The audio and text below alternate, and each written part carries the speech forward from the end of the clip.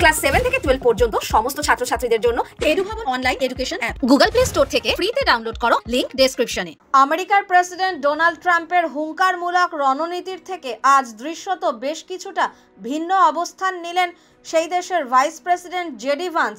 জয়পুরের এক অনুষ্ঠানের বক্তৃতায় তিনি বলেন, এখন আমরা এখানে কোনো জ্ঞান দিতে বা প্রচার করতে আসছি না।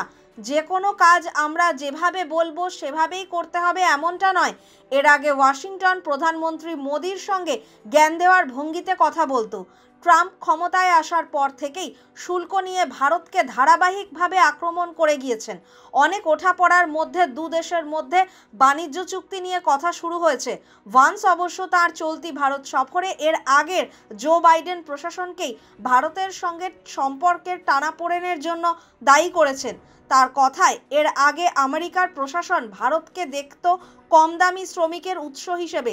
তার কথায় কথায় মোদি সরকারের সমালোচনা করত, কিন্তু এই সরকার গণতান্ত্রিক বিশ্বের সবচেয়ে জনপ্রিয়। আমি গত রাতেই প্রধানমন্ত্রী মোদিকে বলেছি, তার যে জনপ্রিয়তা সূচক আমি তাতে ঈর্ষান্বিত। মঙ্গলবার তার ভারত সফরের দ্বিতীয় দিনে জয়পুরে একটি অনুষ্ঠানে যোগ দিয়ে ভান্স ভারত আমেরিকার বাণিজ্য চুক্তি নিয়ে ইতিবাচক মন্তব্য করলেন। তিনি বলেন, আমেরিকা এবং ভারতের মধ্যে আনুষ্ঠানিকভাবে বাণিজ্য চুক্তির শর্তাবলীর রূপরেখা চূড়ান্ত হয়েছে।